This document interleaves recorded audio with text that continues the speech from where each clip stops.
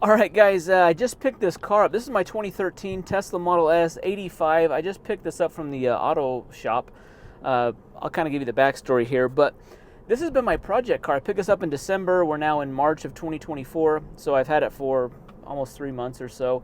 I've been kind of working it, just trying to get everything like sorted out. One of the big projects I did was getting all the brakes taken care of. I'll leave a link to that video down below, but I did all the brakes. The brakes were like, the rotors were scored. They needed new rotors. They were warped.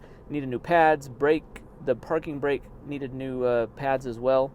Got all that done. One of the big problems though has been the clunking sound. There's a clunking sound. Every time I put the accelerator down or take my foot off the accelerator, there's a clunk.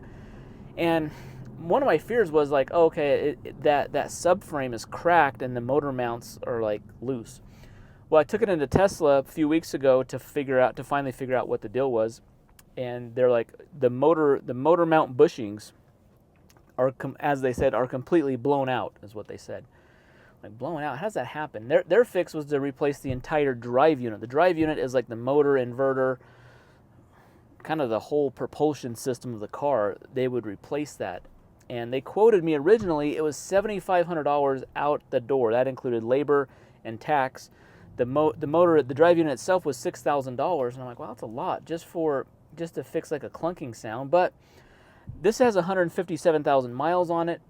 I don't know. Last time I was when I was in the service center, they couldn't tell if it's been replaced or not. They said we can't. Their system to look back past 2018 really is not that accessible, and so they're like, yeah, well, we can look as of 2018 till now. It hasn't been replaced. So if it was replaced, it was prior to 2018. But so.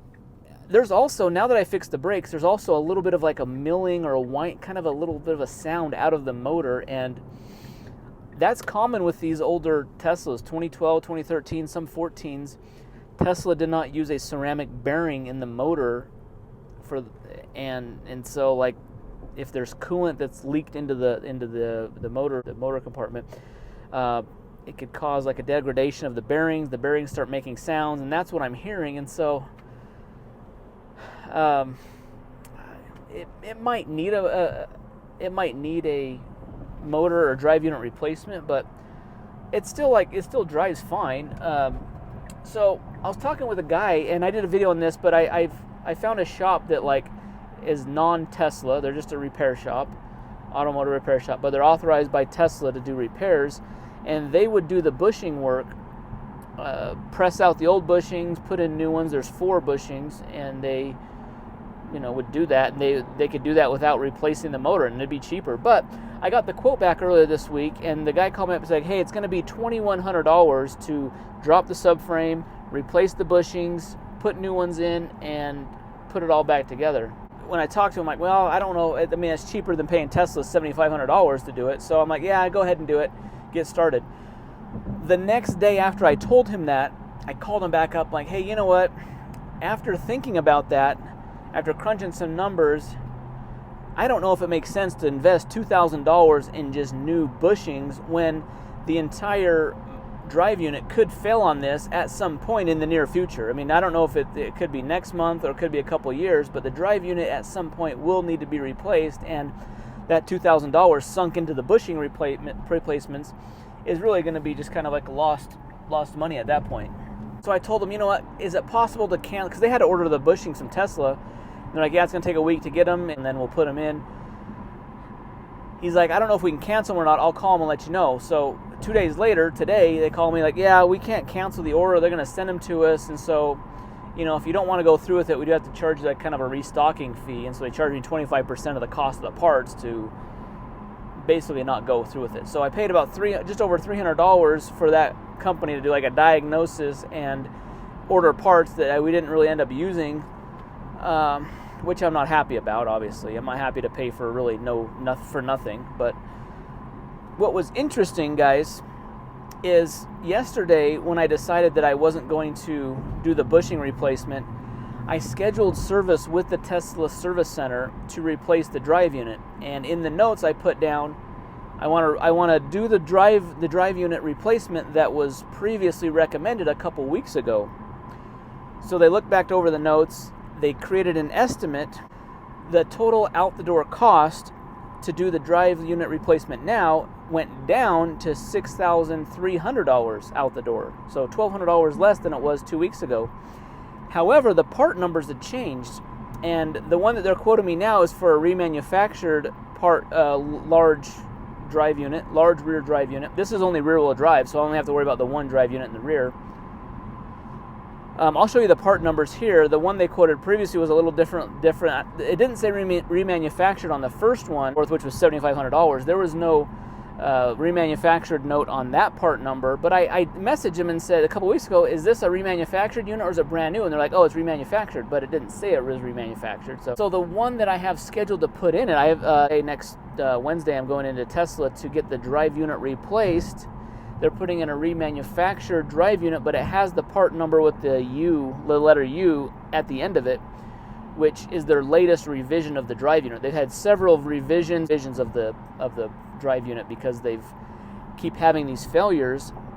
And what I understand is the part number with the U at the end is coolantless in the rotor. The rotor is no longer being cooled with coolant in this new version.